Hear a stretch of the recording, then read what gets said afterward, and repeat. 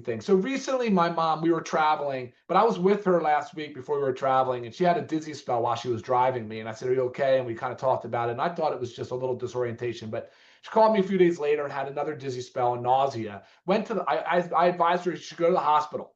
She went to the hospital, called me back. She said she had a stroke. I said, "A stroke? This sounds insane, intense. You're a active 74-year-old swimming every day, lifting weights. This is crazy to me." She spends 2 to 3 days in the hospital. I am the healthcare surrogate. I get no communication, zero. I left messages for physicians in the hospital. I got nothing in return. My wife or my mother is getting information. Meanwhile, she's stressed out of her mind. She's not sleeping well in a hospital setting. She's just suffered a very traumatic event like a stroke. Doesn't really understand what's going on. Gets transferred to a rehabilitation facility by choice.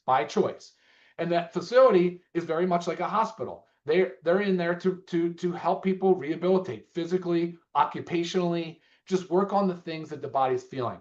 And I go to visit, but after 2 days, realize this is not the setting for her. It's a hospital setting. They're having her touch her nose and touch her knees. By the grace of God, she does not have these severe symptoms. She's not having severe stroke disability. She's not.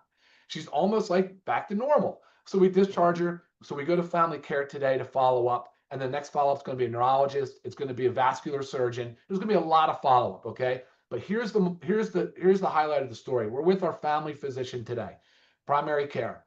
The system is integrated, thank God. She can see all the work out of the hospital. Now we're communicating. Now I'm getting information. All right, this is great. We're going through medication history. We're going through supplement history. We're going through everything. And she stops and looks at us and goes, "I can't believe this. Honestly, I still can't believe this happened to you." My mother's name is Heather. She's like, "You live a vibrant life at 74 years of age. I know this must be a shock to you. It's a shock to me." And so we start going into like the lifestyle things, and she's talking about the different avenues that she should consider and all this stuff. So we get into supplements. And would you believe it? She stopped and hesitated and spent a few minutes just talking about the quality of the supplements that she's on. I'm sitting right next to my mother. She had no idea the supplement brand was our brand. The Oh, doctor was complimenting the quality of the supplements to me sitting next to my mother. Literally right there, right in the moment. How many units of vitamin D do you take? Do you know, Heather? I think 2,000. Okay, well, 2,000, that's a really good number. And then, blah, blah, blah. She like, has the supplements. She's talking about the magnesium. She's talking about the multivitamin for women. And the factor 4 because of the fish oil. So we're talking about fish oil because of the cholesterol, because of the inflammation. And that's what's causing the number one cause of death is stroke and heart attack.